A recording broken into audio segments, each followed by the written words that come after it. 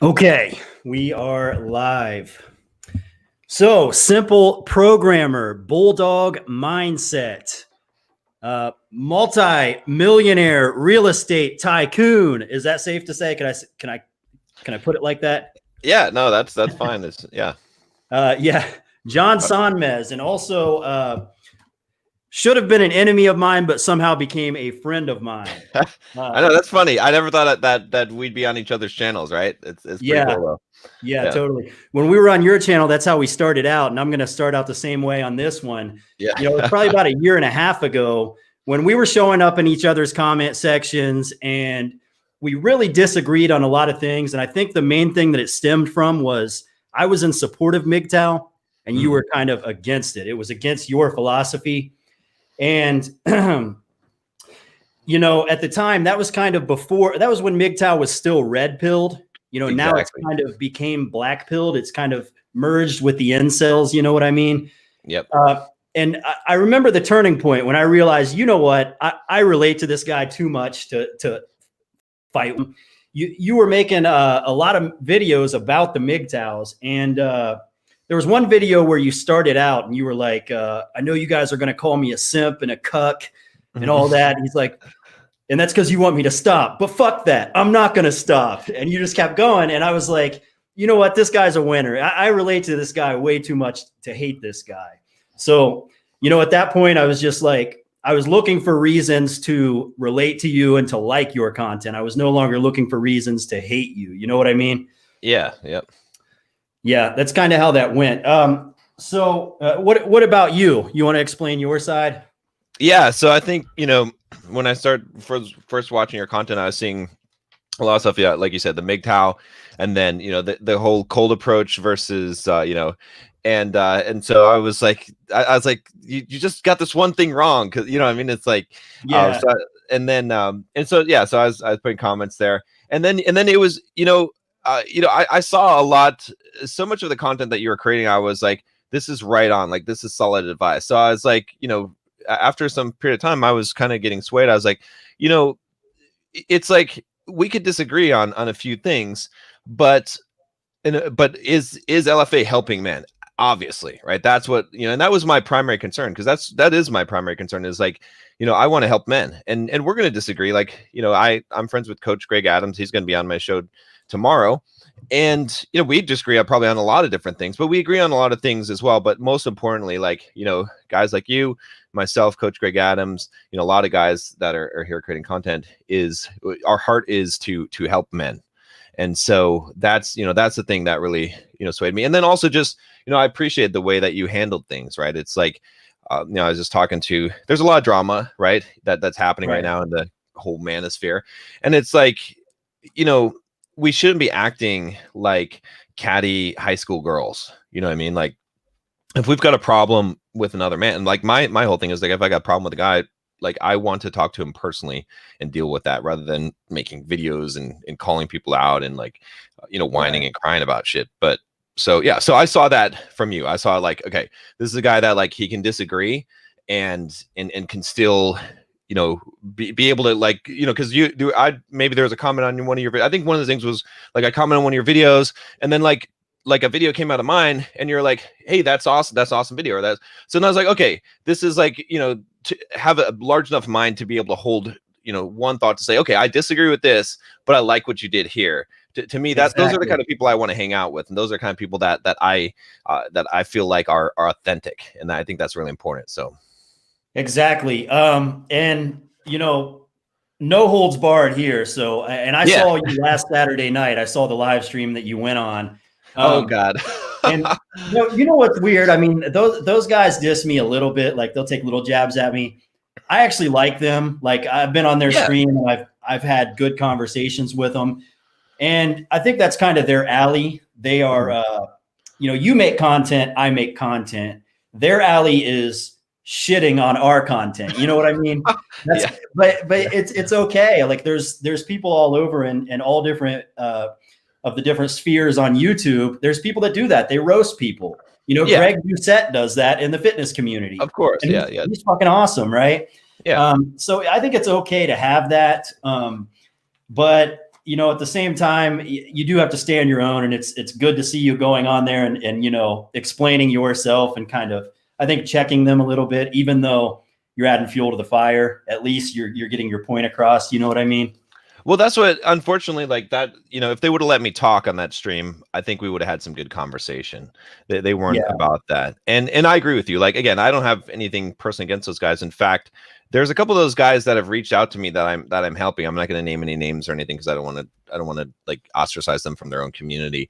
But I'm just helping them out of the kindness of my heart, you know, because I want to see those guys, because I feel authentically bad for those guys because they feel like they have no hope and that they're never going to have success with women and in life.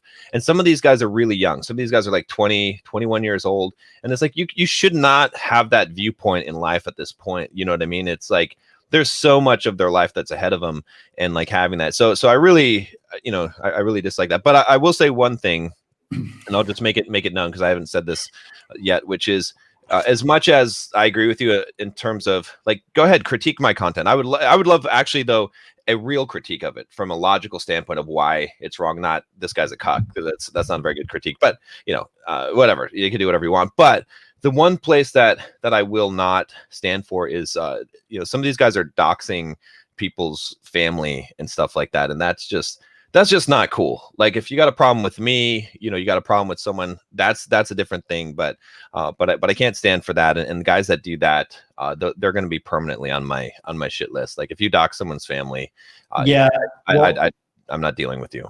I agree 100%. And, you know, at first I thought it was okay. Like, and I don't know who all they doxed. I know they did bring up Rollo's wife and his daughter, I believe, and they were putting pictures of them up on there. I don't know if that qualifies as doxing. Maybe to some extent it does.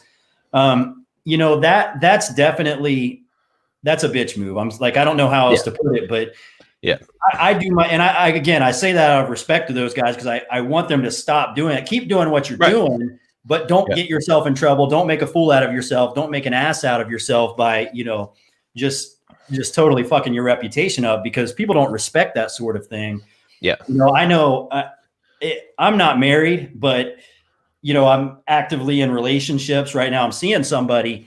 I like to keep my YouTube life separate from my personal life. And I do it for the reason of, you know, there's all kinds of diss videos about me that people make up all kinds of shit about me. Exactly. You know, if I have a girlfriend and they're making up shit about her, and women are insecure as it is, and if they're on there calling her a tranny and saying she's ugly, she looks like a man, and all sorts of crazy shit, I mean, you know, that's a little bit fucked up. So that's, you know, that's definitely, you know, when they go below the belt, that's definitely something that they need to be checked on, I believe. Yeah. But, you know, again, I think they have entertaining streams. I think Professor Dictionary, or whatever he calls himself now, I think he's talented as a YouTuber. I think he makes entertaining videos. I just wish that he would, you know, be a little more tasteful with what he does. So for example, you know, someone who I feel like is very tasteful with that, like in that, and who I disagree, but who I personally consider a friend, is like Coach Blackpill, right? Like that dude. I don't know if you've talked to him. You know, I disagree with him on a lot of stuff, but he's like he handles things in a really professional way. You know, he's not going to dox anyone, and you know, again, it's the same reason you said. Like I said, anything, you know, attacking me is fair game, but like, you know, attacking people that didn't put themselves in the spotlight, people's family, friends, girlfriends, things like that, that's just messed up. That's no good. So right, yeah, I agree 100%. So, you know, enough with that. We'll steer off in a different direction. All right. But your okay, the Bulldog Mindset. So correct me if I'm wrong. I don't know everything about what the Bulldog Mindset is, but it's basically about holding yourself accountable for your actions and basically controlling your own destiny in some sort of way, right? And not playing the victim role and just quitting and giving up and, you know, woe is me type stuff. But in your words, what is the Bulldog Mindset? Yeah, so it's essentially the opposite of the victim mindset, right? And this is, again, where I draw the enemies from feminist and MGTOW, is because my enemy, the enemy of the Bulldog Mindset, is anyone that holds on to the victim mindset. But it doesn't matter what your beliefs are politically or, you know, philosophically, but if you are claiming to be the victim, that is an unhealthy mindset. So the Bulldog mindset is really the opposite of that. It's the idea of taking personal accountability, responsibility for your entire life, for everything, even the stuff that's not your fault, recognizing that life is unfair. Life, like, no one said that life was going to be fair. And the reason why this is so important is because without that responsibility, without taking full responsibility for your life and ownership of it, you have no ability to change it and affect it. Like, you can bitch and you can complain about stuff, but it doesn't change anything. And it's like, I understand, again, a lot of guys complain. They're like, oh, I got the short end of the stick. Like, I'm bald, I'm short, whatever it is, I have bad genetics.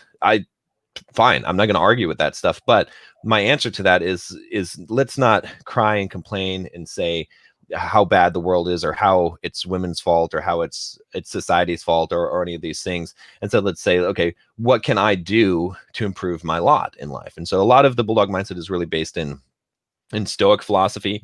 I'm a big fan of Seneca, is my favorite philosopher.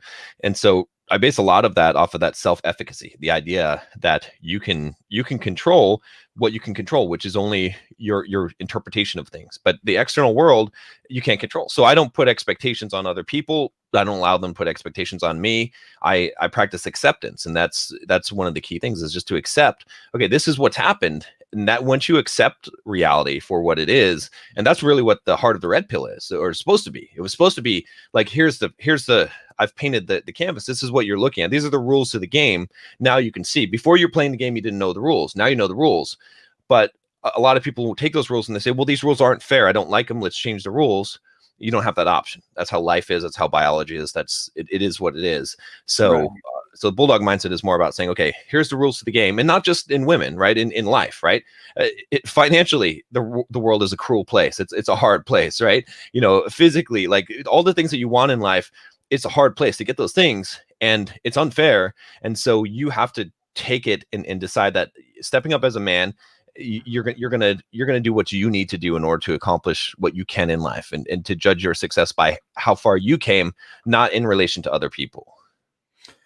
Right. Yeah, I agree with that 100%. So, in the manosphere, whether you're an incel, a MGTOW, a dating coach, a pickup artist, whatever you consider yourself, or just a philosopher like a Rollo Tomassi or whatever, we all consider ourselves red pilled, right? Which is basically in touch with reality in terms of psychology and, just kind of the truth of the way things are.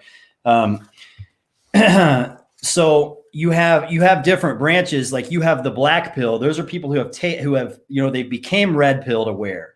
They understand that women like certain things. Women react to certain things.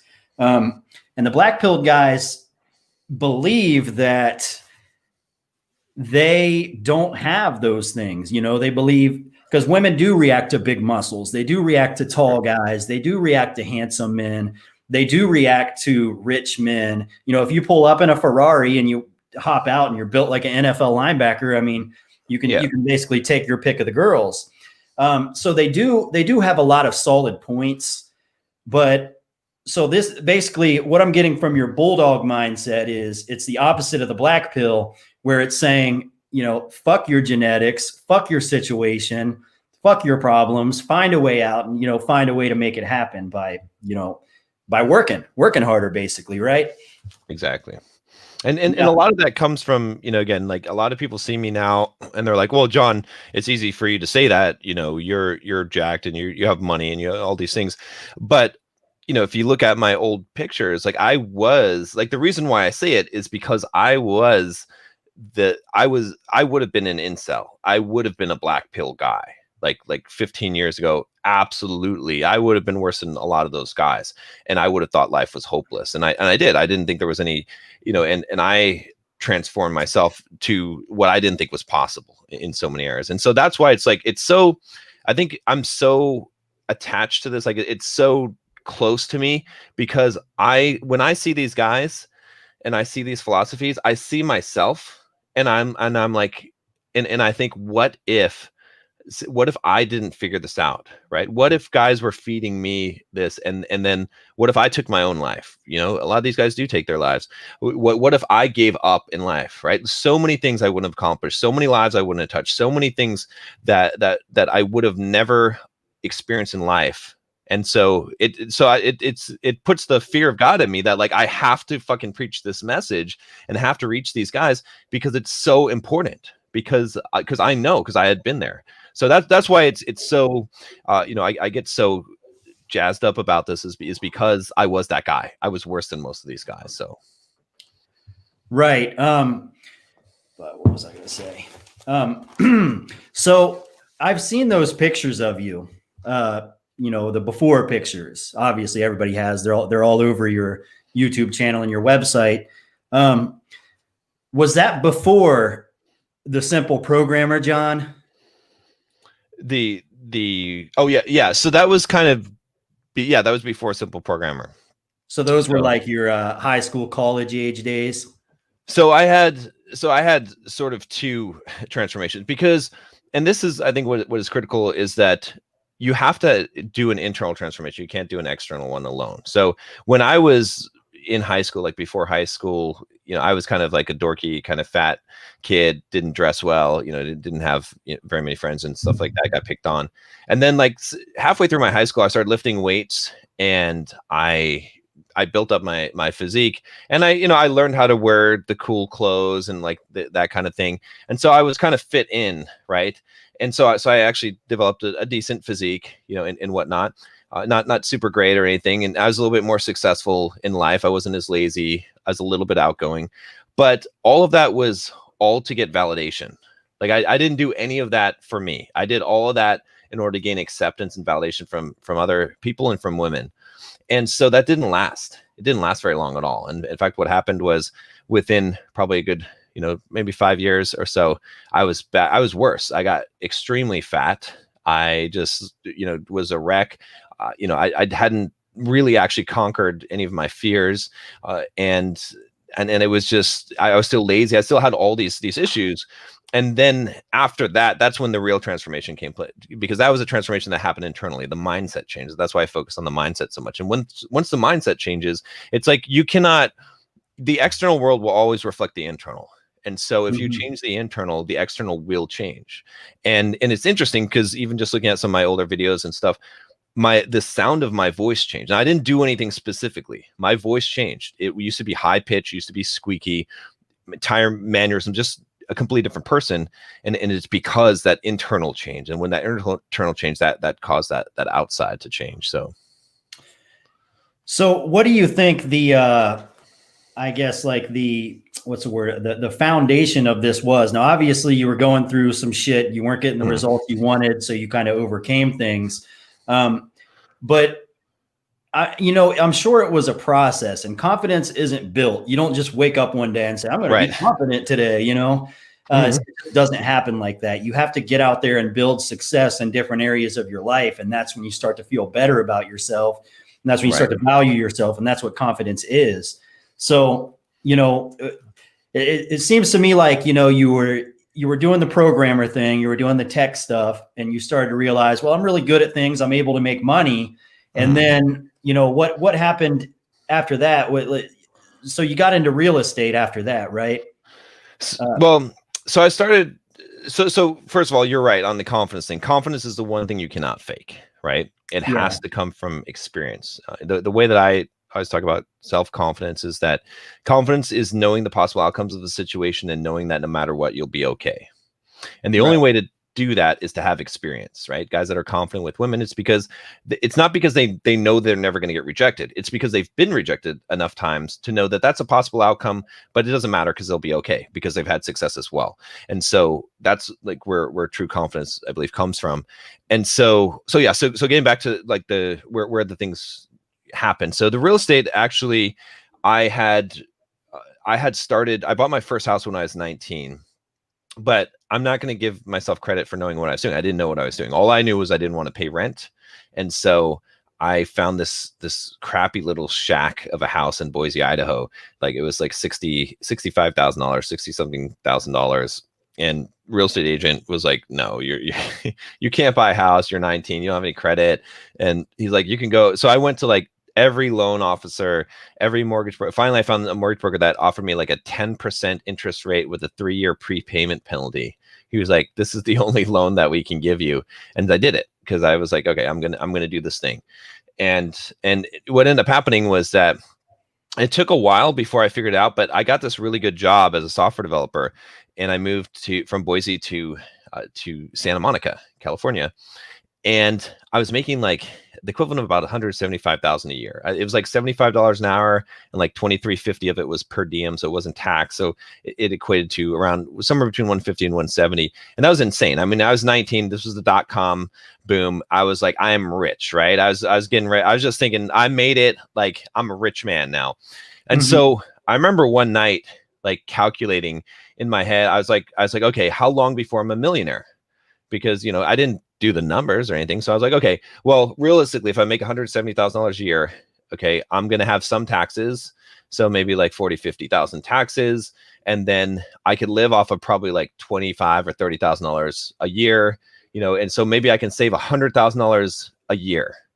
And then I realized, I was like, shit, well, if I save $100,000 a year, that will still take me 10 years to be a millionaire, right? That's assuming I keep this job, that I continue to sleep on a mattress on the floor, because that's what I was doing in my apartment in Santa Monica. Even though I was making all this money, I was sleeping on a mattress on the floor, and I was eating boxed macaroni and cheese noodles, okay, and driving a Geo Metro, all right, even though I was making big money, because that was my plan. And then I forgot about inflation. So I was like, shit, with inflation, this is going to be 13 years just to be a millionaire, right?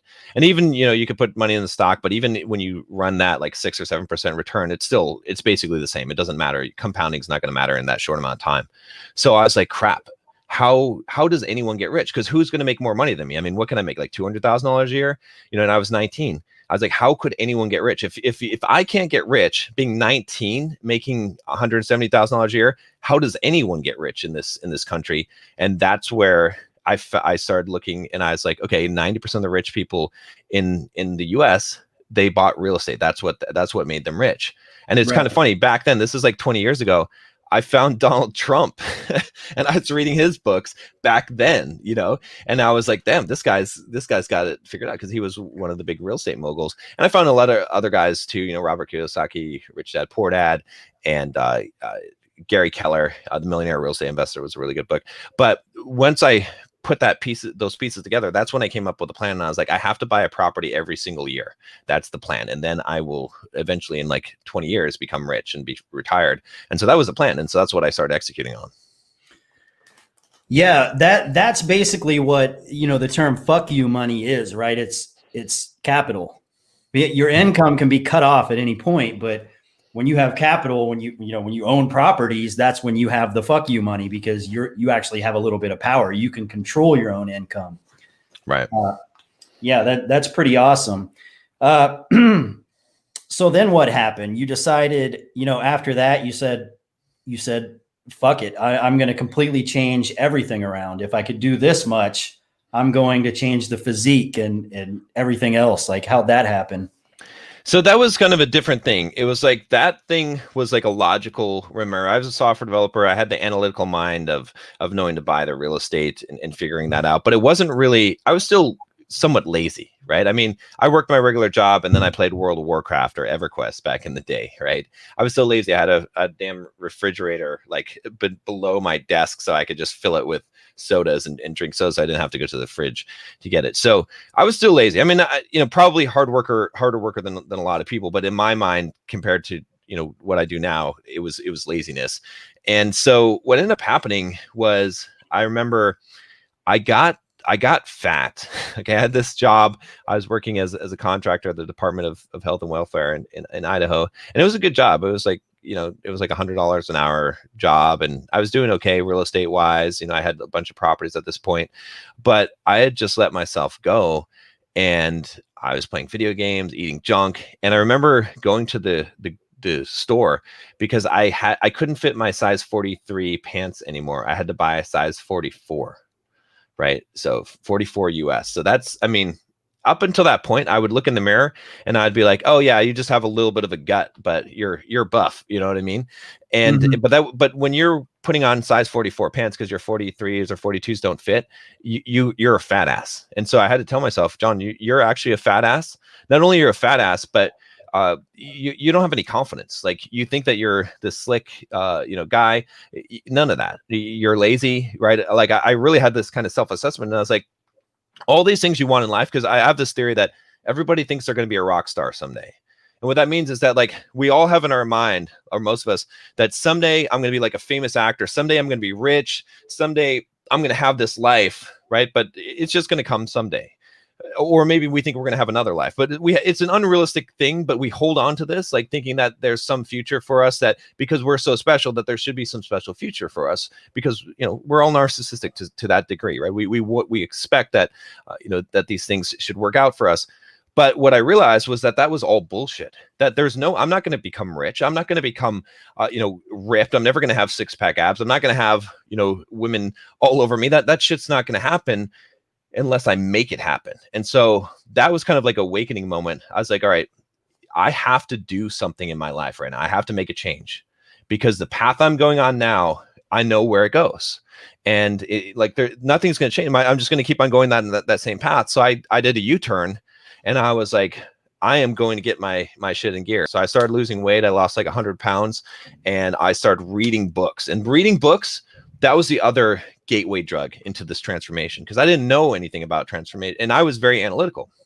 So what happened was, I got my fitness and I started getting in shape, and I was getting my mindset right. I stopped being lazy. I started working on side projects, and I started finishing them. I became, what I call a finisher, right? Because up until that point, I had what I call the closet of broken dreams. You got the green belt from karate, you got the sneakers from the cleats from soccer, you got the boxing gloves, the guitar that you never played, the half-written novel, right? All this shit that you never complete in life.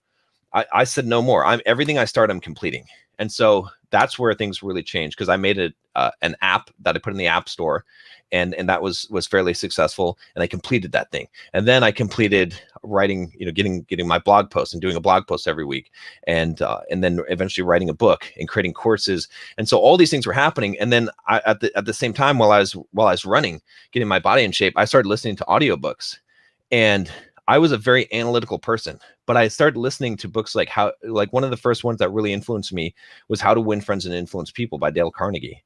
And that book just changed. I was like, wow. Because I thought that motivating people, that you should discipline people, and that you should use the stick, right? And I realized that that positive reinforcement is the only way that works. And there was a ton of just great wisdom. I listened to that book probably 5 times. I listened to it once every year, because it was such a life-changing book.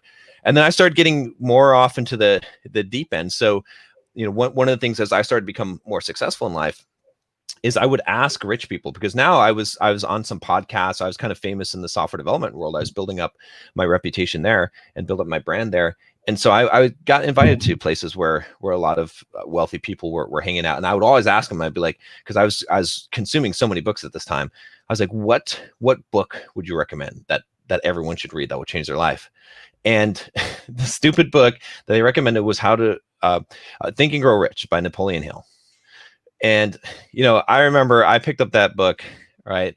And I read like the first few chapters of the book, and I tossed it right in the trash can. I was like, this is some kind of new age garbage. I'm like, this is like so woo woo. Like, I just rejected it right off.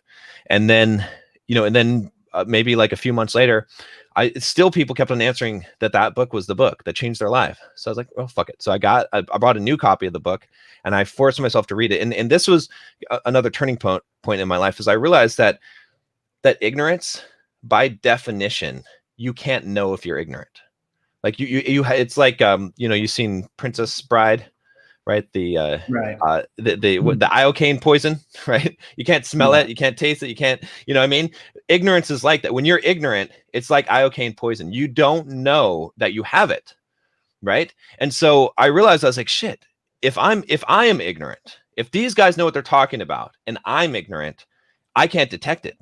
So the only way I could possibly detect that I'm ignorant is to say, if someone's more successful than me in some area of life, probably they're right, right? It doesn't mean 100%, but probably, because they look like a fool to me. Because when you're ignorant, people wiser than you look like fools. You have the world backwards. And that was a really like life-changing, earth-shattering moment for me, because I was like, shit, all this time I'm thinking that I'm the wise one, and probably I'm the fool in a lot of these circumstances. And so I started shifting my thinking real quick. I picked up the Think and Grow Rich book again. I started reading a lot of interesting books that I totally disagreed with before, and my life got better. I was happier. I was feeling more content, fulfilled. I was more confident. Like, all these things started going right in my life.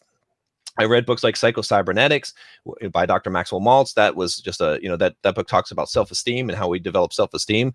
And I learned so many things from that. Tony Robbins. And then I actually went to a Tony Robbins seminar, and that was not something that I wanted to do. Believe me, I showed up with my laptop trying to take notes, and people are coming out freaking dancing and giving me hugs and stuff. And I'm like, I almost left the first day. Right.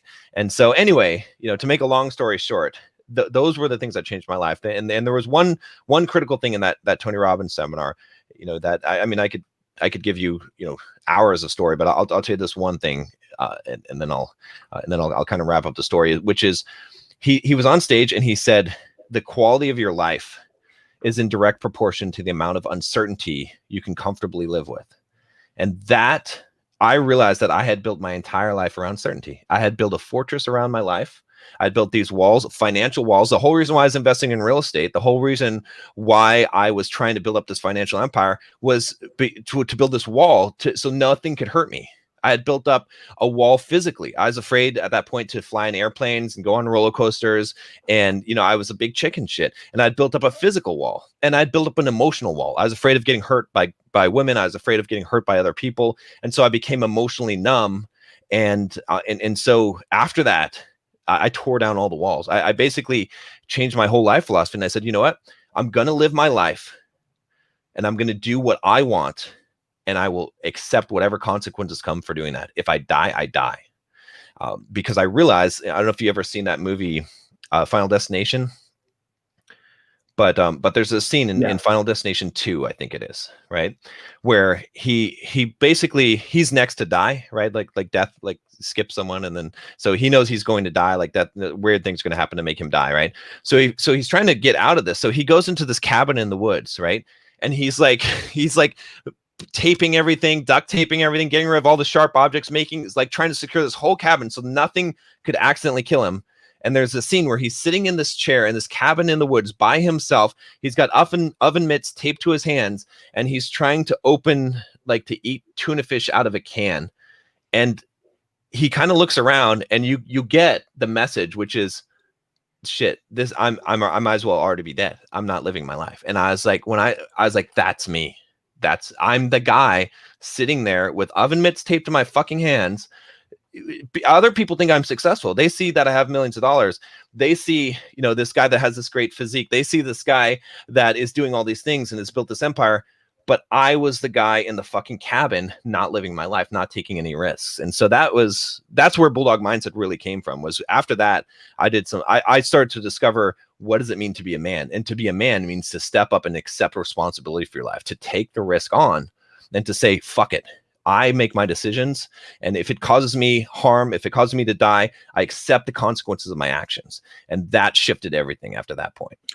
Yeah. Well, you see, those are important facts about who you are, because, a lot of these guys in the comment section and a lot of the people out there that really hate you, they hate Bulldog Mindset, they hate John Sonmez. They think it's all about women. They think it's all about pickup and, getting the girl, approaching 20 women, a night or whatever it is. Hang on. Coach EO just popped in. I knew Coach I had EO. A sweatshirt missing. Salute, men, respect. Good style. I'm going to have style as good as Coach EO one of these days. I'm going to have to pick up his book and figure out what he's doing there. Yeah. What's up, brother? Yeah, but a lot of people, they think that's all you're about, is basically selling men a dream. If you do this, you get the girl. You say it like this, you do it like that, you get the girl. But your mindset is a lot deeper than that.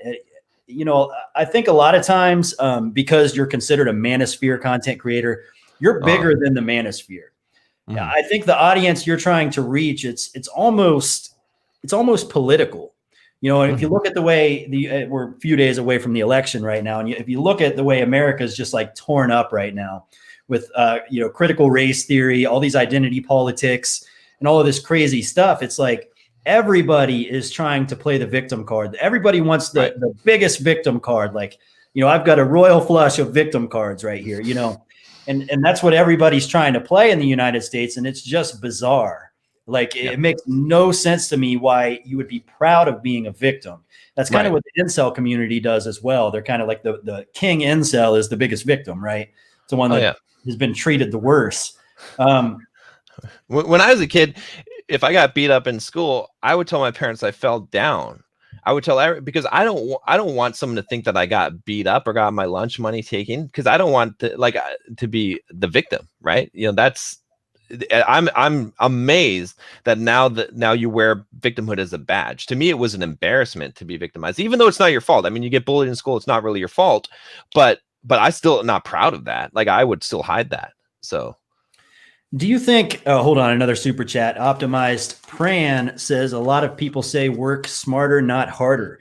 I personally think that's an idiotic quote used by people who are both lazy and stupid. Thoughts? I'll tell you my take on it. In order to be successful in life, you need three things. You got to work hard, you got to work smart, but you also need luck. And here's the thing, right?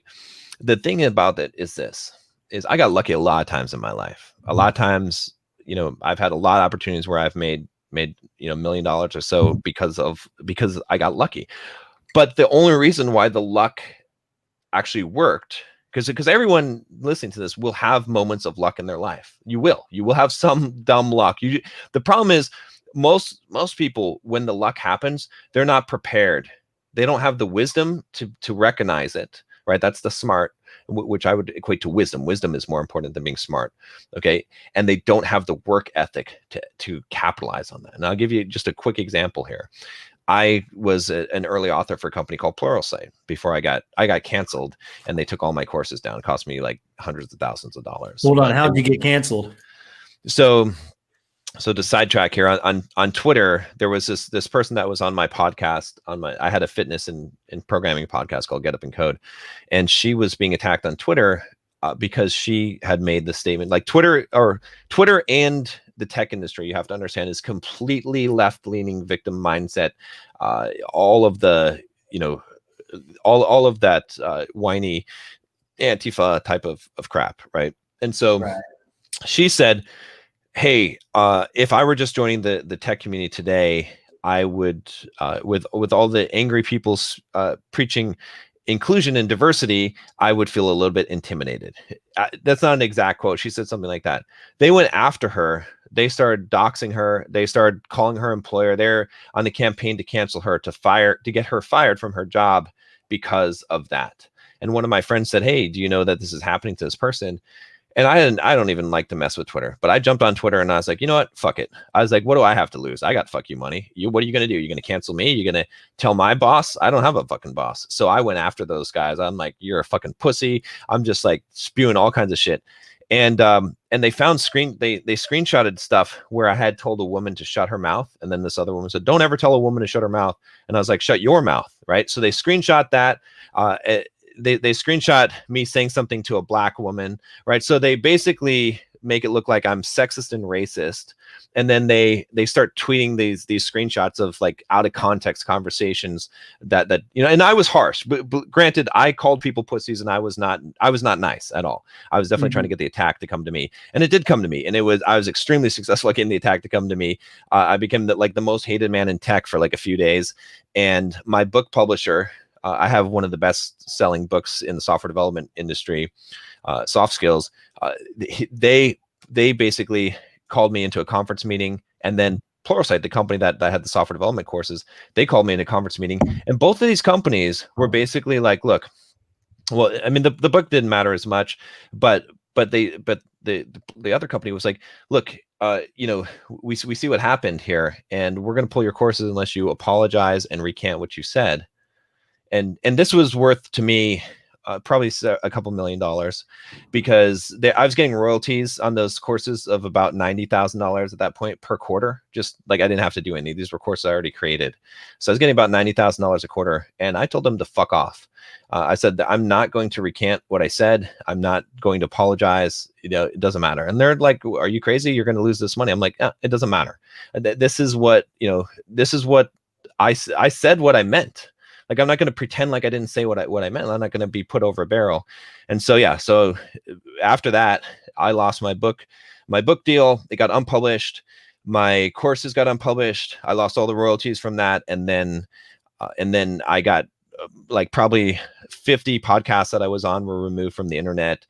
People deleted like any interviews they did with me. It was just a complete like wipeout on the tech side. Yeah. Well, isn't that all about advertisers? I mean, right now, advertisers are really on board with the social justice thing. And if you're not, following in line directly the way they want you to, you're going to be in trouble. And that's when you have to come out with those public apologies. I mean, you saw it with Drew Brees. You see it all the time with all sorts of, people in Hollywood, where they just go above and beyond and like really make an ass out of themselves to I guess not impress, but to, I guess, satisfy the advertisers and, the overlords that want them to do that. It's very bizarre, but yeah, but you're not a man if you don't stand behind your actions and your words. I agree with that 100%. And I think the more people that stand up for themselves, if everybody is standing up for themselves, then they'll have no choice but to go with it, and do away with all this stupid shit that we have going on. Yeah. I have a philosophy, which is never complain, explain, or apologize. Yeah, I agree with that 100%. That's actually, and I didn't vote in the last election, to be honest. I wasn't sold on Donald Trump at all at the time, but I think that was the appeal that he had. He would do the craziest things. Like, he would really go overboard. He was a dick. He would say things that no politician should ever say. Nobody should say on TV, Yeah.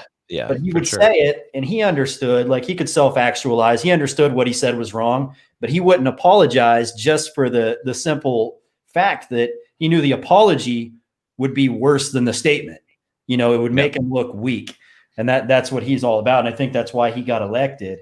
Do you think that people really hate Donald Trump as much as the media portrays, or do you think there's a silent majority out there that actually likes him?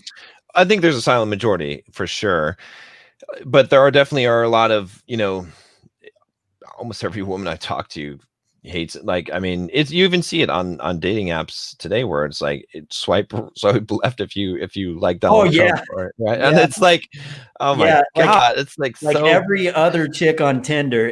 The first word is BLM. The next is swipe left if you support Trump. Exactly. Like, really, that's your whole bio? And to some degree, like, I don't necessarily blame women, because women are, their survival mechanism is different. They will always go with what they see as stronger, right?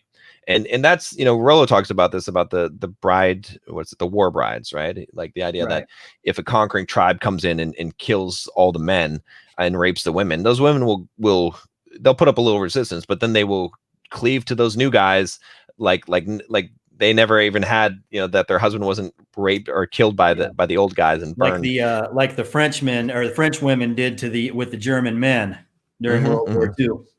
So again, this is not to say anything. Again, I have to always say this because of the audiences that we have. This is not to say anything negative against women. That's biology, right? I don't get mad at a tiger for eating a zebra and tearing its guts out. Like, that's what tigers do. Okay, so. Or maybe it's lions. There's tigers. I'm sure there's tigers and zebras together somewhere in the world, maybe in the zoo. But anyway, but my point is that it's, I would kind of expect that from women because of that, but I don't expect that from men because men should, and they're not. Like, as a man, yourself should be your mental point of origin, right? You should decide for you what is good. what is right, not what is popular. You shouldn't be like, okay, I need to support BLM, or I need to support wearing a mask, or all this kind of bullshit, unless you truly have analyzed it and believe it yourself. As a, but I see a lot of people today just, or they're feigning it, they're pretending. But I think there is a big support of Trump. That these people, because you can't go out and say that you're a Trump. So, well, for example, tech industry, right? I just did a video on my other channel, my Simple Programmer channel, and I was like, hey, don't be political. And a lot of guys were like, wait a minute, aren't you like, don't you, I was like, I got canceled, right? But I can handle it. If they can shave 300 grand off of me, and I don't have to sweat it, I'm fine. All right. Like I'm made for this life. I'm all right. I can handle the fire. But other guys in the tech industry, they can't speak up, even though it's controlled by social justice warriors, because what will happen if you say one damn thing against it, even a small thing, you'll lose your job. So, and then you'll get blackballed. And so a lot of people are being quiet because they're forced into silence. They don't even want to poll. They don't like imagine that you're someone's polling you to see what president you're going to vote for. Okay, if you are a Trump supporter, you don't know who this fucking poller is. You don't know if it's like what they're going to do with the data, or they're going to publish the list, or they're going to mark you as a Trump supporter, and then shit's going to happen to you. You're going to get audited by the IRS or whatever. Like, you're going to just say, fuck it, I'm going to vote for Biden, right? You're just going to say that, but you're not actually going to do it. And that's what happened with the previous election with Clinton, because we're like, how's the poll so messed up? Well, it's because people, when you call someone's house and you poll them, they don't trust who you are. You're just some random person calling them on the phone. They're not going to tell you who they're actually going to vote for if there's potential repercussions. And now there's violent repercussions for it, right? If you don't support BLM, in a lot of places, you could face violent reaction for just not supporting something. Yeah, I think the majority of the people on the left, they just want to be a part of something. So, you see these and Antifas and BLMs and all this, and they all kind of want to feel like they're part of a movement. And the way that they've been educated or indoctrinated or whatever you want to call it, they really believe they're fighting for what's right. Yeah. I'm just talking about the masses here. I'm not talking about the politicians and the people that actually know what's going on.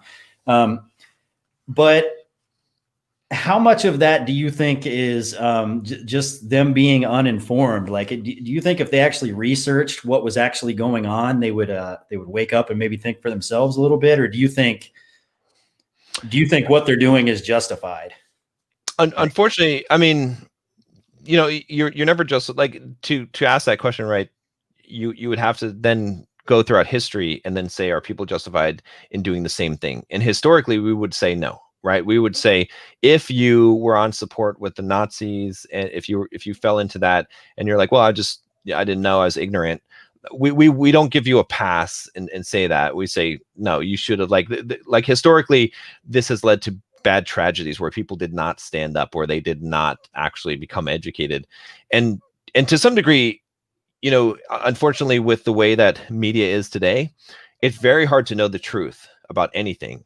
So that's where, I'm a big proponent of philosophy. If you read philosophy, if you go back and we should be studying this kind of stuff in school instead of the other things, but go back to Plato's Republic. If you've read Plato's Republic, he talks about the forms of government, and he talks about exactly what we're seeing. And after capitalism comes the dictatorship. That's the next phase of government that all countries, that all governments go through. And and he talks about these things. But a lot of philosophers, like, if you understand philosophy, then you'll have wisdom, and wisdom will guide you to correct logical choices, right? And again, going back to what I'd say as men, we are supposed to be analytical and logical and not influenced by our emotions. Okay, women get a pass for that because that's the feminine, right? But as men, we should be making analytical decisions. And unfortunately, what I see from social justice warriors and Antifa and a lot of the left is emotional based rhetoric. It is appeal to emotion, which, in fact, I just did a MGTOW video that came out today where I was talking about a lot of MGTOW guys doing the same thing, or Black pill guys doing that, instead of the logical, the logical facts. And that's what we should be looking at. And I think that, there's guys like, again, I'm not a fanboy of any of these guys, but when you listen to guys like Jordan Peterson, or Ben Shapiro, right? Or even Rubin, even though he tends to rub people the wrong way sometimes, but they always have a good analytical reason for what they're saying and what they believe. And every time that they're talking to someone, the other person is almost always reacting in a very emotional way and making emotional arguments. And so that's where, like, it's on you. Like, if you are a man and you cannot form rational decisions and you cannot control your emotions, master your emotions, then you can't blame anyone else besides yourself. I agree with that.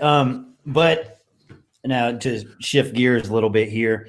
Yeah. But when it comes to intersexual dynamics, or when it comes to picking up women, it's a whole different, it's an EQ, right? It's the EQ. It's not your IQ. It's your ability to, I guess, connect on a social level, on an emotional level, or whatever it is with women.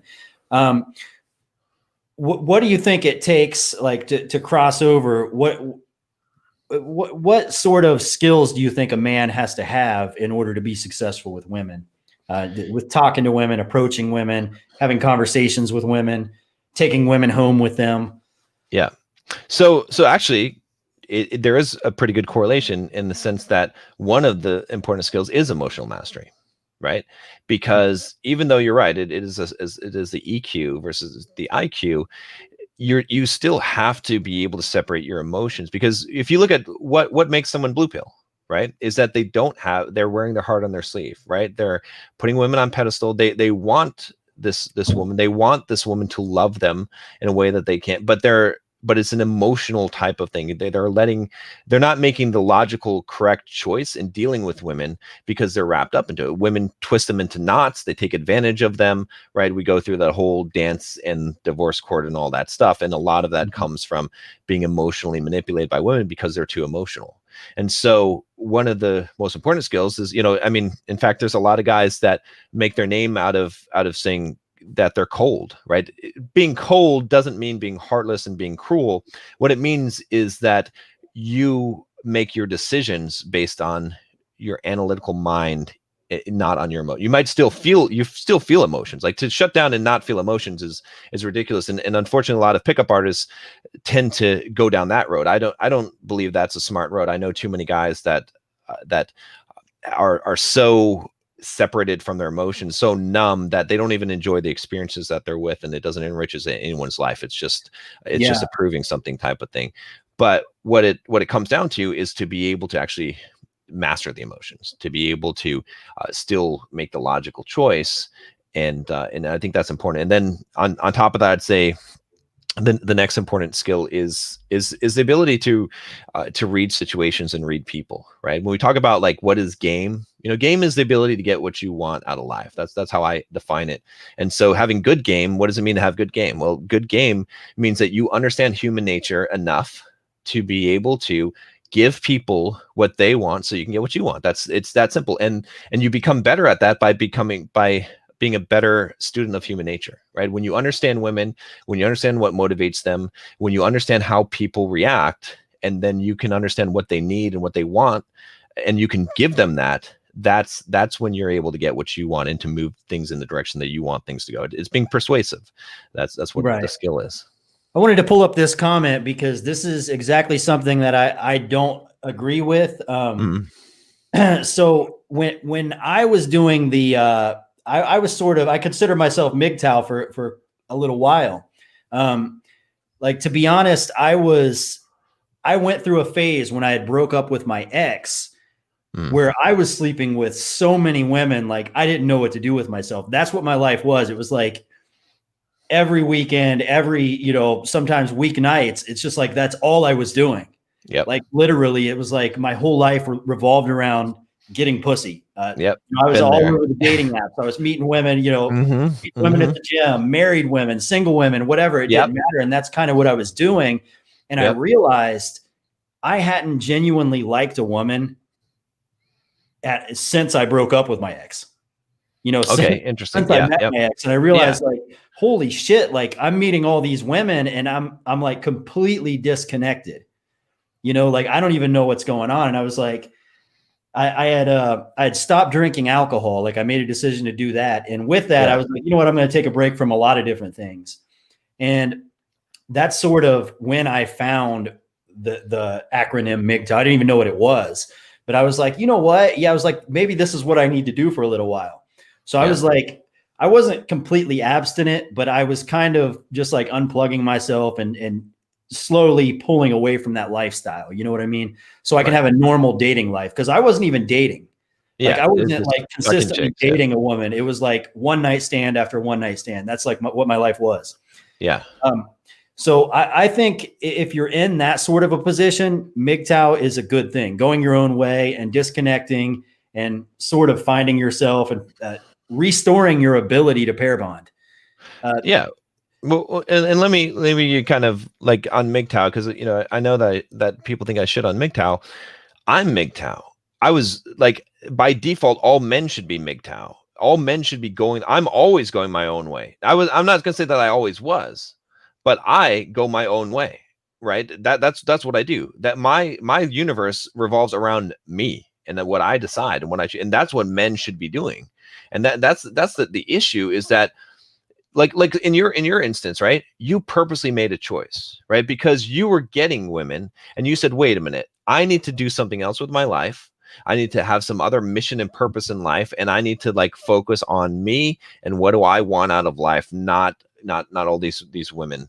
And that is a true, like, in the sense, the beneficial, you know, MGTOW, right? But unfortunately, a lot of guys today that are claiming to be MGTOW, they're sent their own way. And I hate to use the derogatory phrases, but it truly, I wouldn't say it. I'm not saying it to be mean. I'm not saying to slap people in the face. I'm saying it because if you see, if you don't have an option, then you can't claim the other, right? If the path only goes one direction, you can't say, well, I took this direction. I made a choice. You didn't make a choice. You have to have more than one option to make a choice. And especially a lot of young guys today, they don't have any success with women. They don't have the problem that you have. They're going their own way, and it's not your own way. You're going the way that you were forced. So you got to get to the point where you have a choice and then make a choice. And that's the problem that I have is that these guys aren't truly going their own way, because by default, I'm all 100% for men going their own way. Every man, whether he's in a relationship or not, should be going his own way. If you put a woman first in your life, she will lose interest in you very quickly. And she will not be happy, and you're going to lose her anyway. So you should need to be putting yourself first in life and going your own way by default. And so when I'm shitting on MGTOW, I'm not shitting on the idea. The concept is fine. I'm shitting on the people who are pretending like they're going their own way when they're not. And that's the thing. Because if you have the victim mindset, you're not going your own way. Like what you're describing, your MGTOW experience is not the victim mindset. That's not it's you're making a choice in your life for a purpose, and you're not blaming society. You're not blaming anyone else. You're saying it's my responsibility to fix my life or fuck it up, and I'm going to choose it. So anyway, that's just my little diatribe on that, because I think that's important that people actually understand that I'm not shitting on MGTOW. I'm shitting on what people on people that have the victim mindset that are now using the label MGTOW. I agree. We'll get back to this subject in just a second. Optimize Pran. I want to read his super chat. Optimize Pran. He says, what is your opinion on lifting and combat sports for enhancing emotional control? In my experience, these things transform you pretty much overnight. I would agree with that. You know, when you look at cultures that have a lot of martial arts, Asian cultures like the Japanese and the people like that, they seem to have a lot of emotional control. You can stand there and cuss them out. You can threaten them. You can do whatever you want. And they're cool, calm, and collected.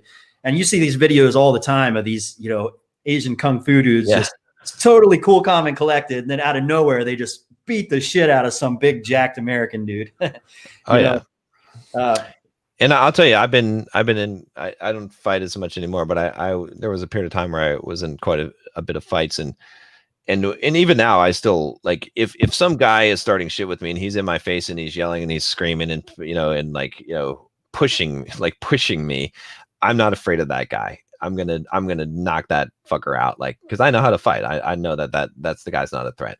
But if some guy has some trouble with me and he's calm and he's like, hey, let's step outside, and he's like just out there and he's just calmly taking off his jacket and shit, I'm gonna be like, hey, Actually, why don't we have a beer? I'll buy you a beer, because I Yeah. know that guy's Yeah. going to kick my ass, because you know what I mean? Because if you're trained in combat sports, you maintain you have a degree of emotional mastery, because you cannot fight well while your emotions are dry. Like, you have to be able to engage your analytical and logical mind, and you have to be in the flow state, and you can't be in that when your medulla oblongata is controlling your actions. So anyway, so yeah, I agree with that. Right. Yeah. It's like that with relationships too. If you're a guy that just kind of jumps the gun and falls in love with a woman the first night you go out together and, all of that, then, you're setting yourself up for a disaster. Not only because you might put yourself in a position where you're going to get used for, your money or your resources or whatever it may be, but also you may just turn her off. You may come on too strong and she may just lose interest. And let's face it, but there's a counter to this, I think, that I think a lot of guys have missed, right? Because I think some guys are very blue pilled, and like you said, they fall in love with this woman, the first night they go out, and she doesn't really want to talk to him again, and she's like, why did they go, or whatever, or they get their heart broken, right? Or I think guys are like, they're playing it too fucking cool, and they're like, let's just fuck, and they're just like, they're not emotional, they're not appreciating, they're kind of more like pick up, like trying to move the woman in this direction, like a cattle, to get what they want out of her, right?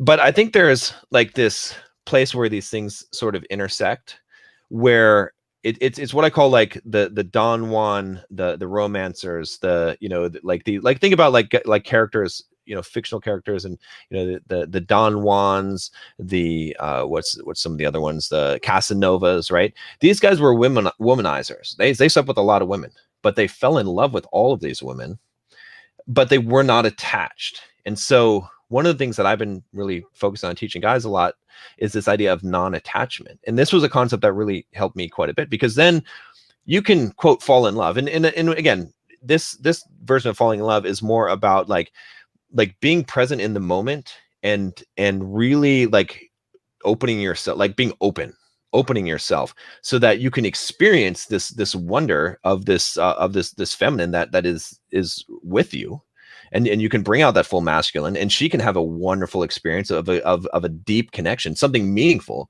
And it could only last a night, but it could be a very meaningful thing. Now, it could last longer. I'm not preaching at how people should live their lives, but what I'm saying is that if you have non-attachment, if you can do that, then the next morning you can be like, okay, I'll never see this person again, but I'm okay with that, because I'm not attached. Like, everything in my life is temporary, and I'm willing to let anything go.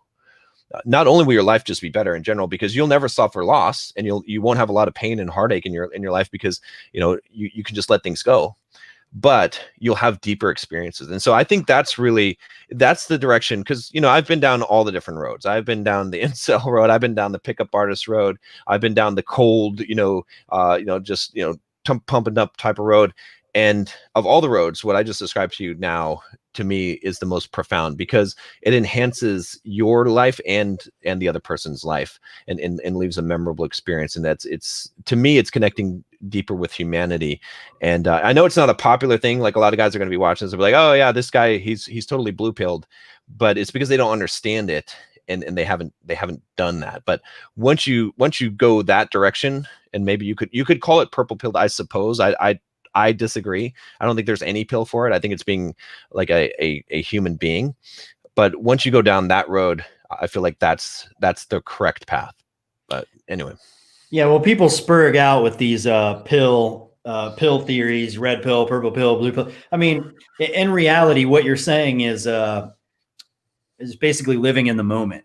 Mm-hmm. If I invite a woman over to my place, I want to have a good time, first of all. Mm-hmm. I mean, so what I'll do, I'll probably throw a movie on, I'll dim the lights down, I'll light some candles. In the bedroom, I'll probably have some music playing, real light, not super loud, but loud enough that she can hear it. Lights dimmed. We can relax, we can chill, we can watch a movie, just have a good time. If one thing leads to another, obviously she knows why there's music playing in the bedroom. I mean, it's throwing little hints out there just in case we take it to that level. But it's about living in the moment. Like, I'm trying to have a good time. I want her to be comfortable. I want to be comfortable. Right. If there's a good movie playing, then I'm more interested in watching the movie than I am getting her in the bedroom. We're having a good moment. And I think it's like that no matter where you are or what you're doing, you take her to a concert, take her to a nightclub, take her to a baseball game, just enjoy yourself, live for the moment. And a lot of guys, I think a big problem that they make is they're too focused on trying to impress her. They're too focused on trying to win her attention and her emotions or make her want to have sex with him or whatever, they're too worried about trying to make these things happen. And it just comes off as like comes off needy, comes off as clingy, maybe try hardish. And they just don't seem natural because they're just trying so fucking hard. You know what I mean? Yeah, because it's not what you do, it's why you do it. Like, because guys ask me all the time, oh, should I buy a girl, like, should I pay for dinner, or should I do this thing, should I whatever? And it's like, you should pay for dinner if you want to do it, because you are just that person, and you feel like when you invite someone out that you want to treat them, but not to get sex, but but especially not to make her like you or to think that you're this cool guy or what. If you have some kind of motive, any kind of motive besides you're doing it from the overflow that is in your heart because you're living such an abundant life, if it's any other reason, women will detect that and it will come off as needy. And so, but that's everything. Like everything like you just described, you're doing all those things that you're describing for you because you enjoy that, because that is the experience that you want to have. You're not trying to impress anyone. You're not trying to like ensure that you're going to get laid. I mean, sure, some of those things will help and some of those things are just smart to do, but you're doing these things because these things please you. And that's the why. And that's why you're successful where other guys are not successful. I mean, you've got a lot of natural talent. And I think it is because you seem to intuitively understand how to be that guy who really uses his own self as his internal compass. And I think that's what more guys need to understand.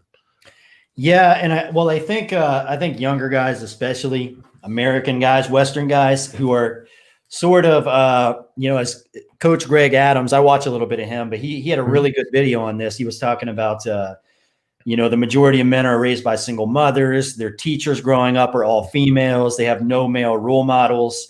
I saw some footage of you on the 21 convention, and I know Jesse Lee Peterson and some guys like that were there. And there's a lot of really good messages, about, I know Jesse Lee Peterson says like Christ over man, man over woman. Oh, yeah. Woman. Yeah. So whether you're religious or not, that should still be in your belief system, man over woman, woman over children. And you should understand that. So, and I get a lot of heat by people in my comment section or whatever. Like sometimes I'll mention things like when I go on a date, I drive, I pay the bill. Yep. I get the pussy. Okay. Look, I'm not simping. Okay. There's a lot, they don't understand that, but they don't understand. Cool, I'm traditional. I feel like that's the masculine role, and that's just naturally what I'm going to do. And usually I would say probably 7 out of 10 times, the woman will pull her credit card out. She'll try to pay it. I'll have to pull the card out of her hand and hand them mine, and that's the way that it goes. But I just think that's a masculine role. And if you want to have a relationship where the woman is submissive and you're the man, you're the king of the house, you're the leader, you lead, you have to do those things. And sadly, I see a lot of guys nowadays, riding in the passenger seat, God. Even if it's her car, I would drive the fucking car. Yeah, exactly. Exactly. And they wonder why these women go for these bad boys fresh out of jail. Like he's driving around the car that you bought her because, he's man enough to do it. Yeah. It's so, I love that you said that, because more guys need to hear that message, because they need to understand it, that's how it's supposed to be. And again, this is not a popular thing that I say, but women in general are a reflection of the man they're with. And you want the blackest of black pills there. Swallow that one, guys, because what that means is that when she cheats on you, when she does all kinds of shit, it's your fucking fault. Now, again, it's a slap in the face. I get it. And a lot of guys are like, oh, you're taking their side, or you're shaming men. I'm not doing any of that. I'm just saying that you're the fucking leader, right? Like if I'm in a fucking army and I'm a soldier and the general you know, and we fuck up, like I'm a shoulder, I fuck up. It's a general's fucking fault. It's not my fault. Like he should have either had me out of the fucking army if I can't listen to directions and I'm not equipped to fucking carry out his orders, or he should have gave better orders, or he should have made sure that I had better training, right? You know, it's like if you want to be the king, you want to be the fucking king of the jungle, you got to act like the fucking lion. It has to be your responsibility. And so you're absolutely right. Like how you set the tone is going to determine that. And so many guys, they're like, oh, well, I did these things and I got the prize. Well, you got the woman, sure, but you got her on different terms. Like the terms in which you get the woman will determine in how she acts in that relationship and how she treats you. And so many guys roll over and they blame it on women and they blame all this stuff. And again, I don't disagree that women do fucked up shit. They sure they do. Just like a fucking, I was on Lucario's show the other night and I was like, hey, if you have a fucking cage in your backyard and you put a tiger in there, okay, and that tiger gets loose and it starts eating children and tearing up the fucking neighborhood, eats this dog, the neighbor's dog over here, right? Whose fault is it? The tiger's fault, or is it your fault? Like, are you going to blame the tiger? You'll be like, that's fucked up, tiger. No, you knew what the tiger was capable of, what the tiger is going to do. It's your fault. It's your tiger. You put in the fucking cage in your backyard. You got to deal with the problem. No one's going to say, oh, it's not your fault. They're going to say, yeah, it's your fault. So if you want to step up and be the man, you got to take the full responsibility of being a man. And so many guys are not willing to do that. And so they get shit on, and then they blame women, and they blame society, and they blame all this stuff. And I fully agree that women, divorce courts, all this shit is fucked up, and society is fucked up. We just talked about that. But regardless, you have to still, within this fucked up world, within the fucked up dynamics that exist in the hypergamy, you have to navigate your way as a man, and you have to form your own fucking tribe, and you have to lead your tribe. And if people are not on board on your boat, if some girl you're with is not on board, you fucking kick her off the boat. And if you keep her on the boat, it's your fucking fault. So anyway, that's my unpopular opinion about that. But I'm glad that you said that, because it's really important that guys take responsibility and they just do what they want to do as men, and stop trying to do tactics and all kinds of bullshit that they think is going to get them laid. If they just act like men, they will get laid. Like that's the highest form of game you can have, is to be your authentic self and to truly say what you want, what you desire. I mean, there's a little bit of making it smoother, that, you know, polishing off the rough edges, but that essentially is the key of game, is defining what you want and making that clear, and not being afraid to say what you want and to command what you want. Right. Yeah. I think that carries over when it comes to talking to women as well. I get a lot of questions. I don't really want to make a video about it because it's kind of too easy of a topic, but you know, a lot of guys are curious about, you know, what they should say to a woman when they approach her, or what they, you know, whatever, or how to hold a conversation or keep a conversation. And the response is so fucking easy. I can't make a whole video about it. It would be like a video. Just say whatever the fuck you want. Yes. Be a fucking man. Just say it. Just go over and just fucking talk. Okay. And it doesn't matter what you say. It matters how you say it. If you carry yourself, you know, chest out, shoulders back, chin up, you're confident, and you say whatever you want to say, and it's just coming out freely, you're doing good. It doesn't matter, because she's not concerned with what you're talking about, with what interesting conversation you're bringing. She's concerned with your demeanor, your confidence, who you are, because she's going to sense it. She's going to feel it. It's going to, you know, it's going to, I don't want to use the term imprint, but it's sort of imprint on her that you are a man of, you know, you're just a confident man. You get it. You understand it. You're the kind of guy that women like to hook up with, simply because you're confident, and it just rolls out. You know what I mean? 100%. Yeah. 100% agree. It's the best. When I was in Orlando, I was giving a little advice to one of the younger guys that was with us. I went out with some of the younger guys in Orlando, and I was like, hey, he's like, well, I never did cold approach before. I don't know what to do. I don't know. And I was like, he's like, I don't know what to say. And I was like, all I want you to do is this. I was like, just as soon as you see a girl you want to talk to, just start moving your feet in that direction. And then when you get there, then you figure out what to say. Then you're going to say whatever you're going to want to say. And he had success. He messaged me the other day, DM me on Instagram, and he was like, man, that piece of advice was so valuable. Like, I started doing that, and like I had success. And so, but it's so simple. You're right. You can't make a video on it because it's just that damn simple. So. Yeah. Well, I think the biggest thing that men have a problem with there, it's not necessarily coming up with things to say. They're just not competitive enough. Because I think most of these guys, if you put them in a nightclub and they're the only man in there and it's a room full of women, Yeah. they would be confident because they have no competition. Right.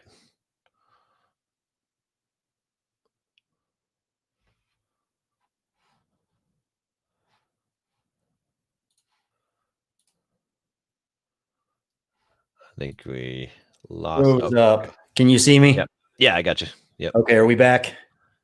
I think so. Yep. Did you was it going out on you too? Yeah, I think you froze up, but the chat was still going, so I think we're good. Okay. What was I saying? You're saying they would have no competition because they went into yeah. I think that's the big thing, because when other men start comparing themselves to other men and they start to, tuck their tail between their legs, they get intimidated because they think they're not the best choice. And I think that's kind of what the black pill is too. And like the hypergamy theory, which I do agree with hypergamy, but for sure, I think a lot of guys, they get it in their head. Oh, holy shit, this guy has more money than me. He's taller than me. He's better looking than me. Why would I even try? So right. they just get that idea in their head and they're not competitive enough. But then you have other guys, you might have a guy with short man, Mighty Mouse syndrome, you know what I mean? But he's so fucking confident that he's still getting pussy. He's still having success in life because he's just a fucking bulldog. You know what I mean? Yeah. Yeah, no, it's what you say is right on. It's very true. And unfortunately, the reason why I believe, like, what unblack-pilled me was when I was first really like learning, I went out with a friend of mine that was like this short, skinny dude. He was, ethnic, and it was not good for him. Like, I was like, okay, this, no way, right? And as soon as we get into like a club, he's just got his arms around girls. I'm like, you can't do that, man. I'm like, you can't just touch girls. What are you doing, dude? Right? And he's like, he's just doing it, and they're letting him, and they're hugging him back, and I'm like, how the fuck? Like, and here I am, jacked, ripped, right? You know what I mean? Like 6'3", and I'm like, why are they even looking at this guy, right? And it's because he knew what to do. And that was the thing. I was like, if women are choosing this guy over me, then that there's clearly, like, what I thought, because I used to thought it was all about like just get jacked, get looks, all that. I was like, there's nothing that can't be true. Like, not that that's not a component, especially on online dating. Obviously, that proves it out. Like, look for good. But you're not talking about John Anthony, are you? John Anthony lifestyle? No, I'm not talking about him, but I did have an experience with that dude in Vegas when I was coaching some guys, and he AMOG'd me, and I had no idea. I didn't know who he was or anything. And he's tall. He's as tall as me, or maybe he might be an inch taller than me. He just stands right in front of me, and he was fucking wasted. It was funny, but what a night. But that was my introduction to him. But no, this wasn't him, because this was a short guy, and he definitely scrawny. Like, I mean, there'd be no way that you'd be like, if a girl is going to pick between me and this guy, she would have definitely picked, like, I would have been the clear pick, but didn't happen, and multiple times.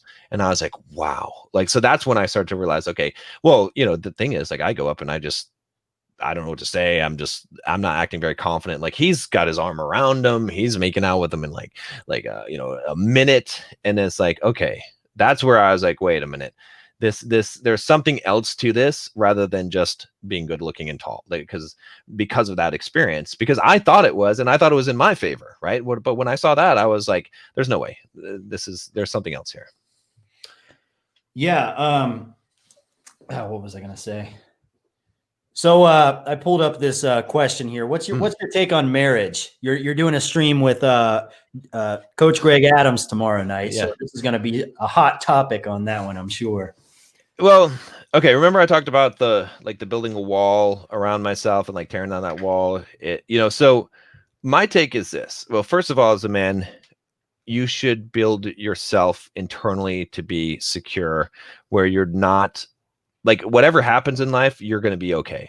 Right. I mean, and I say this sincerely, even though people will doubt it. If I lost everything I had, if I lost all my money, all my property, whatever it was, if I lost all that stuff, I would honestly be okay, because I'm not doing shit anymore in my life. Like I'm training for a 100-mile race right now, right? I'm going to be running 25 miles tomorrow morning and 20 miles on Sunday. And I'm big. I'm like 230 pounds. So that's like not easy for me to do. I'm not that 150-pound ultra runner, right? But why am I doing this 100-mile race? I'm not going to get any medal, like any kind of money. I'm doing it in order because my focus right now in life is building myself up, right? And that's my goal is not what I can get, but who I can become. And the reason why I'm saying that before I answer this question is because most of the guys that are asking this question, they need to focus on that first. Because if you're secure in yourself and like you become invincible, right? I consider myself invincible because nothing can really hurt me, right? There's things that I don't want to happen in life. Don't get me wrong. I still experience pain in life, but I'll never suffer because suffering is a choice. Pain is not. And so if you build yourself to that point, then you don't have to fear a lot of these things, because then you could say, okay, as a guy, let's say you have the red pill mindset. So you understand hypergamy, you understand how women are, you understand monkey branching and all of the terminology that we use. Okay. You understand that what is female nature. You have a tiger, or you know what tigers are like. Okay. All right. So if you decide to put one in the cage in your backyard, you can do that with the knowledge that tiger may get out and it may cause some fucking havoc and it may eat you. Okay. But you make that choice consciously, accepting the consequences. So I'm not against that. I feel like it's a dangerous choice, just like having a tiger in your backyard is a dangerous choice. Okay. But I'm not taking it off the table for a lot of guys, because if you want that in your life and you're willing to take the risk, but you just have to be willing to accept the loss before you begin, right? You have to say, if the worst happens and I get totally fucked over in this situation, I'm okay with that. And I don't expect anything better than that. Again, it's not being pessimistic. I'm a very optimistic person, but one big practice in Stoic philosophy is to imagine the worst and accept it. And when you imagine the worst and accept it, then now make your choice. If you're making the choice fully awake, you're red pill, you're aware. Okay. So you understand, and then you still make that choice and you're like, you know what? Hey, if shit happens, it's okay. It'll be all right. Then I'm okay with it. But I'll put one other caveat on this, which is most guys, this is my general advice to guys. Don't even get into an LTR until you're in your 30s, okay? Because get your shit together right now. You're in the phase of life where you're pushing the boulder up the hill, okay? At some point, you're going to reach the top of the hill and the boulder's going to roll down the hill and you're going to be riding the boulder down the hill. That's when you have momentum. That's when shit is popping off for you, okay? And I can tell you as a guy that's 40 now that, man, it can get good. And you think like, because even with women, like guys in their 20s, no, trust me, like you cannot get the kind of, you can't get the girls that you could when you're a good looking guy, because you've taken care of yourself, because you've taken care of your skin, because you've gotten yourself jacked in the gym, you've got confidence, you've got money, you know who you are as a man. Okay. You know how to lead. When you're 35 and you have all of that going for you, shit. And all the other older guys that are more mature are fat and ugly and they have fucked up their lives and they're broke. If you get all that shit going for you because you focused and hustled in your 20s, now you have the pick of women. Now you'll have so many women that you can, and you'll have the discernment to pick well. Because if you're most guys, this is why they get fucked up. And if you hear a lot of the MGTOW stories, and I've listened to them, a lot of it, it's like, okay, I was 19 or 20, I got married to the first girl that made out with me or that would let me fuck her. And then they had some, because one, they didn't have any choice. They didn't like have any kind of discernment. And two, when they got into a relationship, they didn't know how to be a man in the relationship. So the woman just walked all over them and she dominated them and everything got fucked up. And so, but if you wait till you're like 35 or whatever it is, and you don't date, you date non-exclusively and you hustle, you work on your shit, you work on yourself, read a lot of books, guys, get in the fucking gym. Okay. All the stuff that LFA tells you, I listen, he tells you great advice, right? Read a lot of fucking books, get in the fucking gym, get your style on point, do everything that you can to improve yourself and develop yourself as a man, get a business going. Okay. Start making some money and get financially independent if you can. And then when you're 30, maybe 35, maybe 40, if you want, if you decide that, after you've had a lot of women, you've had that experience, and now you decide, okay, I want to just have one, and I want to build a family, and I want to have children, and it's still, and it's a risk, okay? Then if you want to roll the dice, go for it. Yeah, a lot of the black pilled guys think that it's cope when people talk about, like Rollo talks about a man's prime being between the ages of like what 34 and 45 or whatever it is. But people don't understand when you take good care of yourself and you're financially stable and you've got a decent life for yourself. Mid 30s, late 30s is really young for a man. Yeah. I mean, and I can even tell you, I mean, their copes and stuff, like I could just like scroll forever on this, you know what I mean? Like forever, like literally like hundreds and hundreds, like probably 1,000. Yeah. So, and that's like a week or so. So it's not a cope. Like I couldn't do that when I, right. Right. You know, even though society frowns on it and says like, you know, women don't like older men. No, nope. Yeah. My theory though on marriage is, you know, because we speak to fairly large amounts of men when we make these videos. I know you have hundreds of thousands of subs, a lot more than I do. I have almost 70,000. Slowly growing, but you have more viewers. I have dead subs. Well, you know why? Because I switched the channel. About so many different subjects. Oh no, it's because I switched the channel. What's that? It used to be called Simple Programmer. It used to be the programming channel, and then I switched. That was a bad move, but anyway, go on. Well, but so I can't do like cookie cutter advice to like specific people. So I have to say men as a whole, young men as a whole. Yeah. So the only options that we have are everybody can go MGTOW, nobody has any babies, and we just stop having babies. Like that's not an option. Right. That's a genetic dead end. Yeah. Or two, we just get women pregnant and, you know, our kids grow up with single mothers. Or three, we fucking get married. And, you know, their counter to that is, well, you can have kids and you can still raise your kids and not be married. And it's like, yeah, that's pussyfooting around. Yeah. That's like, you're not doing it right. If you have a family, you're supposed to make it official. Like if you're going to make that step, you're supposed to be a man and do it. Yep. You know, otherwise just don't even fuck around with it. You're not ready for it. If you're not ready to get married, then you're not ready to have kids, in my opinion. People call me a simp and all kinds of stuff because of that, but it's my opinion. Yeah. See, the thing is like what you just showed me, like, you know what I mean? It's like you can't be a simp because you have options. Like you cannot be a simp and have options. Like, I don't understand how people don't understand this shit. It's like, you could be a simp if you don't have options, but if you have options, how the fuck could you be a simp? How is that possible? It doesn't make any fucking sense in my mind, because if you have options, that means that you have your selection. Right. You know, it's like saying, oh, well, you're a simp because you like this kind of food and you praise it. Like it doesn't, again, it just doesn't make any sense. If you have options, you can't be a simp. Yeah. Well, I think a lot of that terminology is just projection. Like I think a lot of these guys have tried with women and they basically were simps. Yeah. All they were doing was throwing her compliments and worshiping her and buying her stuff, and they weren't getting any genuine desire back. So that's kind of what led them to the black pill. That's one of the ways that they get there.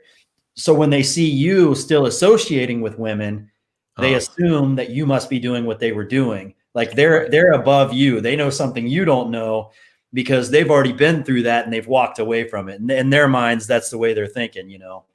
But they don't understand that there's a whole different, you know, there's a whole different perspective that you can have on it if you're having success, you know. Right.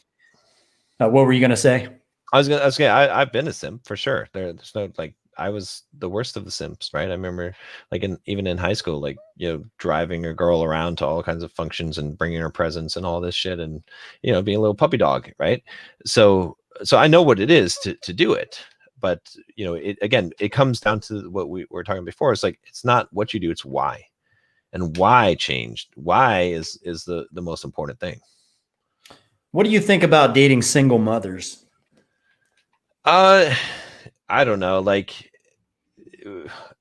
I mean, it's hard to say. Like, it's a case by case basis thing, right? I don't think you can just rule it out completely.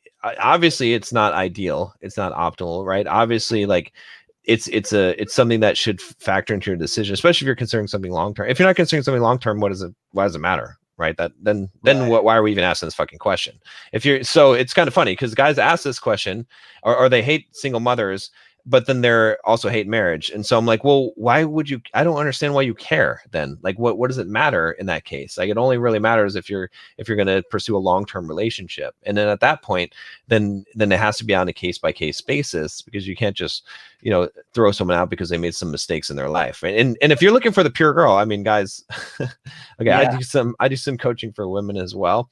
And they will tell me all of their secrets, and there's no pure girls left. Like, I mean, maybe there's somewhere in a really tall fortress, and she could lay down her hair, and then you could climb up her hair and get to her, rescue her from the witch. But aside from that, like, girls in their 20s, they have so much access to men in dating apps, and discreet access, that you're going to have to assume that whatever girl you're with, she's been with a lot of guys. Probably. I mean, there might be some rare gems in there, but I'm just saying. So tossing out women for their history is not a good plan. What you should be looking at people is who they are now, right? And sure, there's some baggage and there's some shit that you might not want to deal with, and I get that.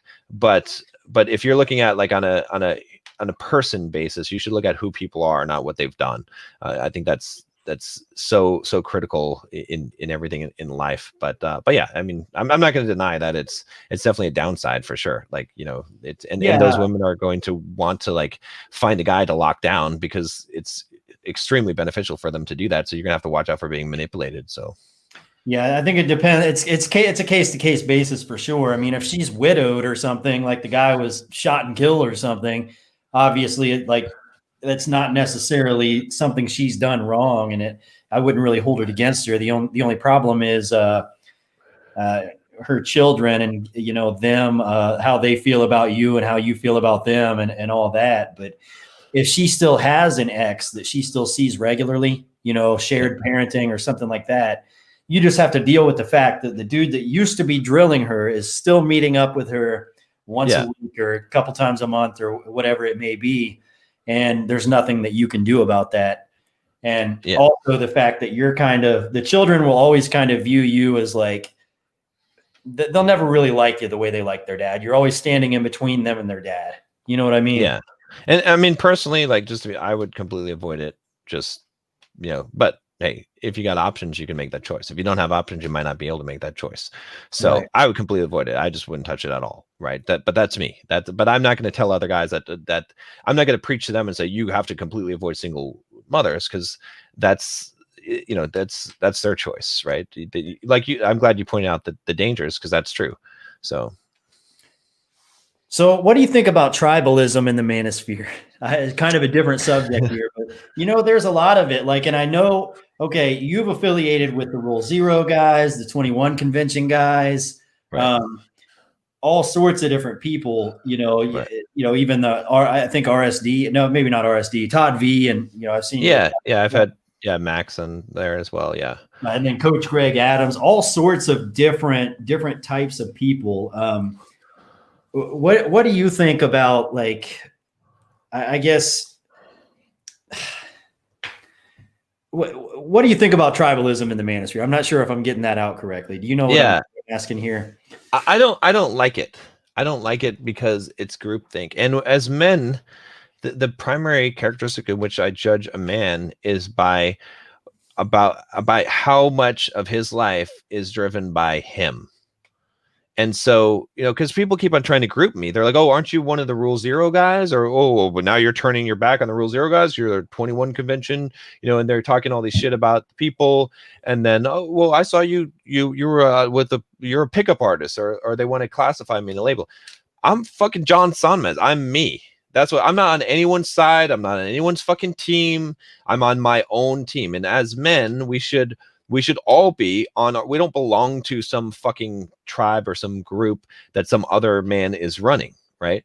Yet we can cooperate and coordinate as men to accomplish things in life, a synergistic effect. I'm reading a book right now called Non-Zero, or I think it's called Non-Zero, and it's talking about game theory, like the idea in game theory and throughout human civilization, we've cooperated together with non-zero sum games, and maybe that's what's called non-zero sum. But the idea is that, you know, together as men we can accomplish more.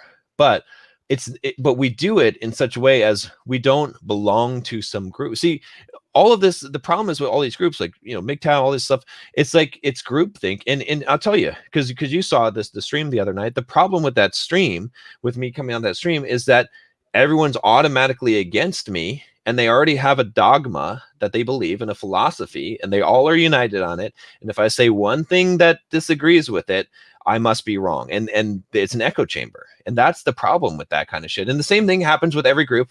It happens with Rule Zero. It happens with the 21 Convention guys. You know, I have to come in all the time and be like, no, I disagree with this, right? Because that's you should be your own man, right? If you're not your own man, if you're belonging to someone else and you're caring about the approval of other people, you're going to be a weaker man, right? And women sense that weakness as well.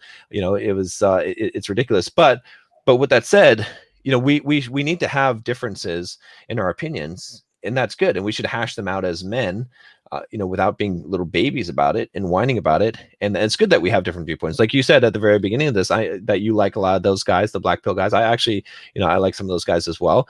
And they have some valid points, and that's good. And that should be, you know, we should have people with different viewpoints. But if we're actually going to accomplish things as men, we need to come together. We need to stop, you know, putting it like we are. First of all, YouTube is silencing most of our channels. Okay, we are being, you know, whatever it is, where they blacklist you, and, you know, I forget the terminology for it. We can't find the algorithm. We're done with that. We're never getting back into that. Right. So yeah. So the way that we're going to grow, and we're going to reach more men and grow our channels, is by doing what we're doing now, inviting each other. You know, having good discussions with each other, being, you know, even though we disagree on some things, you know, uniting on a common ground of that we're trying to help men. If we do that, and we can put aside the differences, and if we have differences, you know, we settle them out offline with the men that are involved only. If we can do that, then we will accomplish our goal of helping young men. We will get more men. You know, we will share audience as people, you know, and we'll get the benefit from it. So I'm completely against the identifying with these groups. And again, I hate the word MGTOW, because what does it fucking mean now? Like, it's in people, even in MGTOW, they're like, oh, they're invaded by incels now. So if I have a bottle of water, and you pour a bunch of fucking oil in it, and most of the water pours out, and now it's 80% oil, is it still a bottle of water? No, it's not. So stop using the fucking name and calling it water. It's now a bottle of oil. And so this is the problem that we have with all of these groups, is eventually they get invaded, and they become dominated by the people who have the most free time. Yeah. And those are the losers.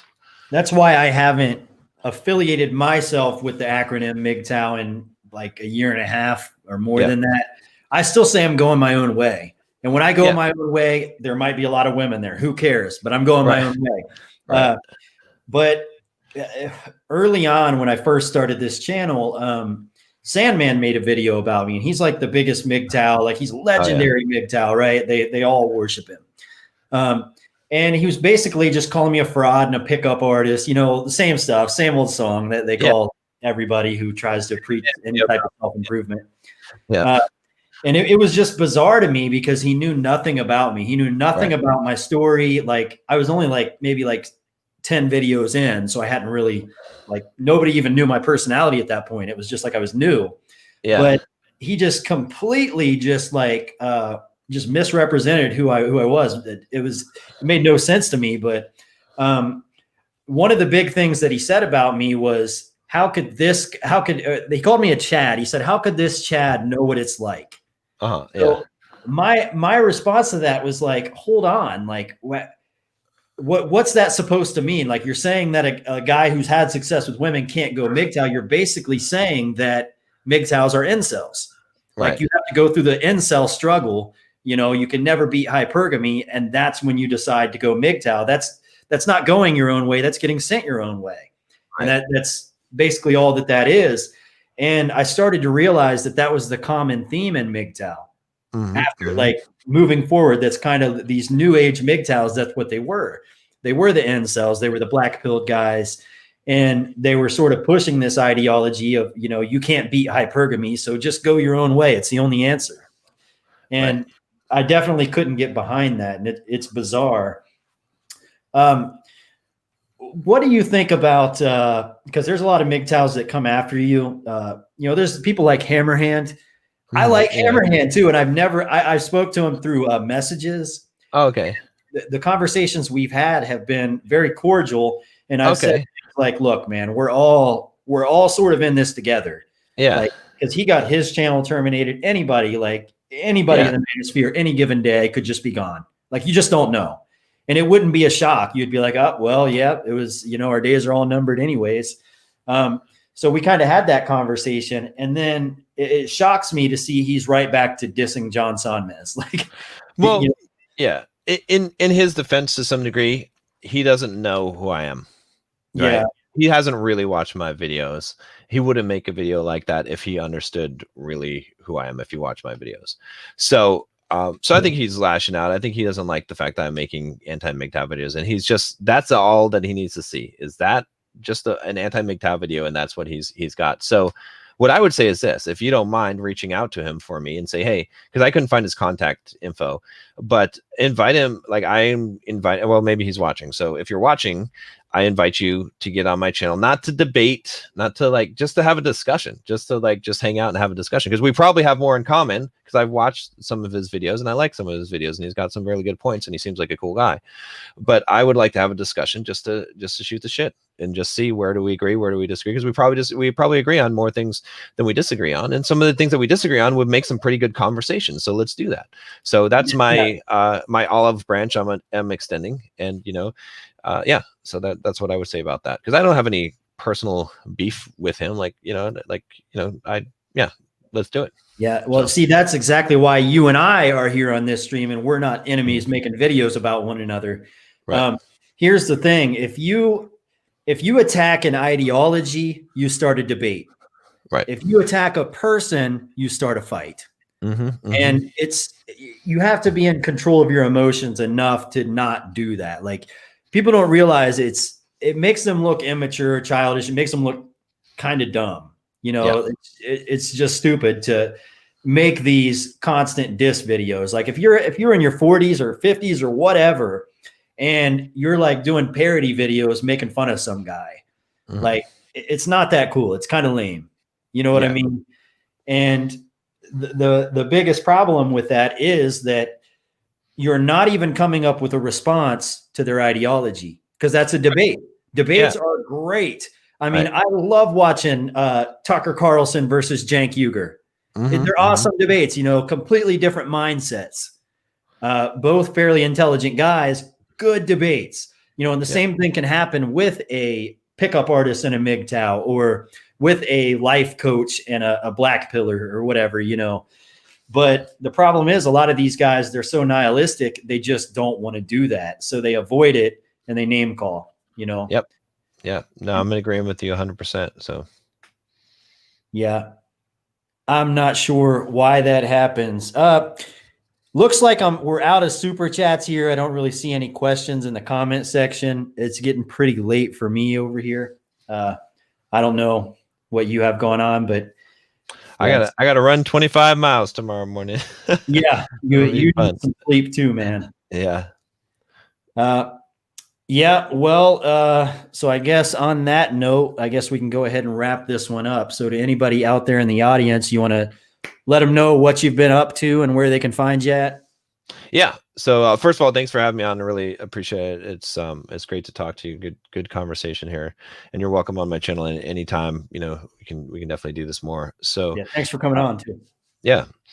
So if you guys want to learn more about me, go to bulldogmindset.com. There'll be a little pop-up that asks if you want to take the Bulldog quiz. Of course you do, because you want to know what your Bulldog score is. So just take the quiz, 10 questions. And I ask a bunch of questions that kind of evaluate everything from financial to like how many books you read, like all kinds of things to give you kind of a score. If you've got really what it's going to tell you if you have the victim mindset or not, if you're stepping up. And then I'll send you some emails telling you how to raise the score, some videos and content like that. And yeah, so just bulldogmindset.com, and then just go take the quiz, and that's it. And subscribe to his YouTube channel. Yes, do that too. Yeah.